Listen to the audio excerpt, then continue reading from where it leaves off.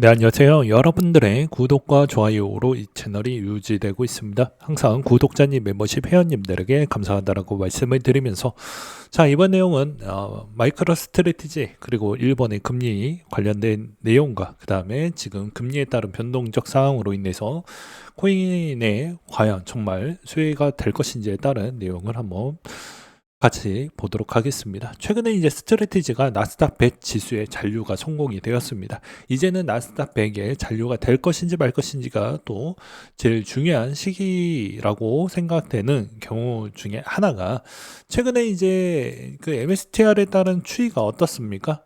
좀 많이 공매도가 많이 붙었다가 지금 엄밀히 따지면은 거의 이제 한 550달러 때까지 찍고 지금 176달러 때까지 내려갔으니까 하락폭 기준점으로 본다라고 해도 엄청 많이 내려갔다라고 볼 수 있죠. 거의 70% 넘게 내려갔으니까요. 그렇기 때문에 이제 이게 엄밀히 이제 여기서 회복을 못하고 더 내려간다라고 하더라도 저는 개인적으로 이 평균 가격 추이, 그러니까 24년도 3월 달부터 9월 달 때까지 있었던 이 박스권 랠리에 있는 이 가격적 추이가 대부분 MSTR의 평균 추이로 계속 흘러갈 것으로 저는 보고 있는 실정입니다. 그래서 저번에도 150에서 이제 뭐 180 사이 정도로 보는 게 맞지 않을까 싶고요. 그러면 이제 가격 기반이 애가 만약에 무너질 경우에는 비트코인도 마찬가지로 요 시기에 좀 무너질 것 같은데, 근데 이제 여기에서 또 이제 최근에 MSTR 셀러 형님이 추가 매입에 따른 시그널을 한 번 더 보냈습니다. 이제 그 이유도 이 가격을 어떻게 해서든 이제 버텨내야 된다라는 생각이 좀 많이 드는 것 같더라고요. 그래서 이제 대부분 89,000인데 이제 이 8만 선이 만약에 중반 가격대까지에서도 버티지 못하고 내려가기 시작하면 금방 74,000원까지 순식간에 내려가기 때문에 이런 점이 상당히 좀 우려스럽다. 그래서 웬만하면은 여기서 어떻게 해서든 커버를 치려고 노력을 많이 할 것으로 보여지는 형태입니다. 만약에 이제 여기서 조건부가 붙게 되는데요. 조건부 자체는 이제 74,000보다 훨씬 더 높게 설정이 됐겠죠. 지금 이제 매입을 했기 때문에. 그러면 더 올라가서 이제 평균 단가 추이가 높아지니까 아무래도 여기서 진짜로 이제 MSTR이 갖고 있는 손익분기점에 있는 가격 기반이 얘에 거의 걸쳐져 있으면 아마 한 번 더 추락하거나 공매도가 또 한 번 붙을 수 있는 가능성이 열리게 된다. 이렇게도 보셔야 됩니다. 그래서 여전히 MSTR에 가지고 있는 추이가 두 번이 이제 매입을 했기 때문에 그래도 그렇게 많이 떨어지지는 않겠지만, 그래도 우리는 항상 두 가지 가능성을 열어두고 보셔야 되는 연습을 좀 해야 된다라고 저는 말씀을 드릴 수가 있을 것 같습니다. 그 다음에 이번에 이제 비관적인 관점 내용도 좀 있었는데요. 나스닥이 고점을 찍고 조정이 나와주고 있는 시장입니다. 제가 저번에도 이야기를 많이 했죠. 남들 다 좋은 이야기 미친 듯이 할 때 저만 오히려 여러분들 항상 충신은 어떻습니까? 그 듣기 좋은 이야기만 하는 건 간신배라고 저는 생각이 듭니다. 전 여러분들에게 충신을 다하고자 웬만하면은 쓴소리만 더 이야기를 많이 하죠. 그래서 조건부를 걸었죠. 오히려 금 차트가 더 많이 내려가든지 미국 주식이 생각보다 높은 위치에서 내려가고 있던지 이런 점이 나왔을 경우에는 상당히 안 좋을 가능성이 매우 높다라고 이야기를 하기도 했습니다. 그리고 미결제 약정 볼륨이 10월 10일 이후 회복되지 않고 있다라는 점도 엄청 빨리 알려드리기도 했습니다. 그리고 ETF의 이제 유입량은 조조한다는 건 약간 눈치 보기 시즌으로 넘어가고 있기 때문에 이런 점을 좀 보셔야 된다라고 말씀을 드릴 수가 있을 것 같습니다. 그리고 이제 12월 달이 이제 통상적으로 이제 좀 하락기 기반을 좀 있었기 때문에 만약에 이번에 하락기 기반으로 마무리가 된다라고 했었을 경우에는 이제 아마 대충 요 정도 가격 추이에서 마무리가 되지 않을까 라고도 생각이 듭니다. 그래서 19년도 이후 최악의 4분기 실적을 보여주고 있는 비트코인인데요. 만약에 이 시기를 얼마나 잘 매끄럽게 넘어갈지도 계속 보셔야 된다. 한편으로는 이제 미국의 10년물, 중국의 10년물 지표, 스토캐스틱 RSI 상대 강도 지수라고 이야기를 많이 하죠. 이 크로스 오버율로 보았을 때 있는 코인 차트를 보았을 때는 여전히 불리시 크로스 차트 기반에서 이제 26년도 1월 기준점으로 이제 결정이 된다라는 시그널 선도 있습니다. 물론 이제 이건 1월 달이 되어 봐야지 알 수 있는 내용이기 때문에 이런 점도 좀 참고하시길 바라겠고요.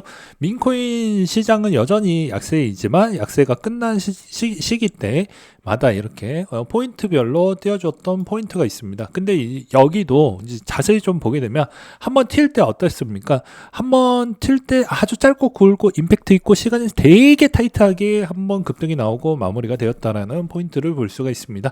그렇기 때문에 이걸 이제 보실 때 내 나름대로 이제 이번에 좀 많이 빠졌을 때 이때 좀 올랐을 때 어느 정도 있는 수익 실현을 할 것인지를 다시 한번 재조정이 좀 필요하다라고 생각이 듭니다. 그리고 이번에 이제 번외로 이제 스페이스 X나 그다음에 이번에 26년도 시즌에서는 IPO를 대거 좀 많이 하겠다라는 기업들이 좀 많이 나와져 있습니다. 뭐 크라켄도 있고요. 그리고 이제 나머지는 뭐 바이낸스도 약간 검토 중이다라는 이야기도 있고요. 등등등. 이런 애들이 있는데 그런 이제 짜발에 있는 애들 다 빼고 이제 규모가 큰 애들 위주가 이번 26에서 27년도 때 좀 많이 있다. 그러면 아마도 시장이 생각보다 유동성이 그렇게 많이 있지는 않는데 이제 이것까지도 그 유동성까지 다 집어삼켰을 경우에는 조금은 문제가 되지 않겠냐라고 저는 지적을 내비치고 싶습니다. 그 다음으로 이제 일본 금리 부분도 여전히 시장에 충격을 좀 줄 수 있을 만한 내용이라고 볼 수가 있을 것 같은데요. 이것도 이제 항상 금리 인상을 했었을 때 가격 변화 프라이스를 보았을 때는 여전히 두 자릿수 하락 추이가 나왔던 때가 있었습니다. 아무래도 이제 레버리지로 달렸던 코인 시장이다 보니까 레버리지가 생각보다는 이제 꺾이는 형태에서 유동성도 가뜩이나 또 빨려버리는 기이한 현상이 나와버리기 때문에 한 템포 좀 쉬어가는 형태가 나오지 않을까라고도 생각을 해볼 수가 있겠죠. 그리고 또 번외로 이제 이더리움하고 또 이제 솔라나 같은 경우에는 여전히 이제 그나마 좀 희망적인 요소라고 볼 수 있는 것 중에 하나는 주변에 사주고 싶은 대상자들이 그나마 좀 있다라는 점이 그나마 위안이라고 볼 수가 있을 것 같습니다. 현재 비트마인이 보유하고 있는 유통량은 3.2%를 보유하고 있고요.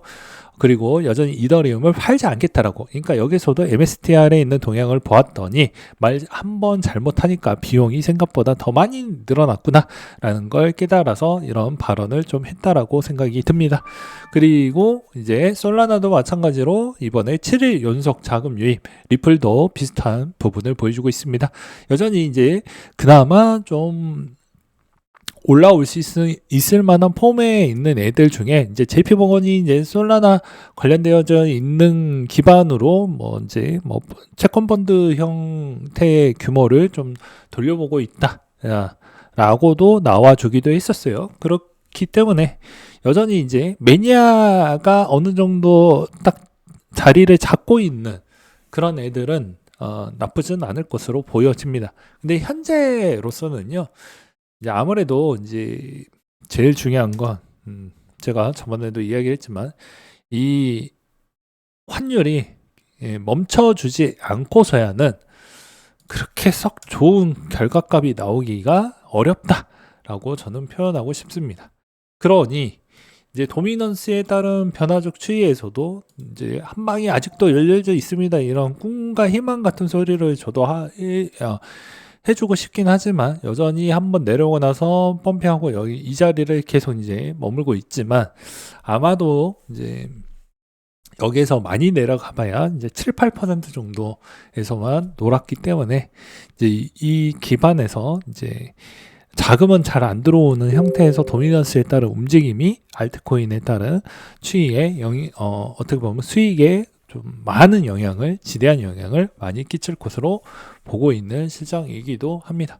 그래서 아마 현 시점에서의 가격 부분의 변동성 추이는 그렇게 하지 않고 아마 이번 주까지도 이 박스권 부분이 좀 더 이어나갈 것으로 보고 있는 시장이기 때문에 그렇게 보시길 바라겠고요.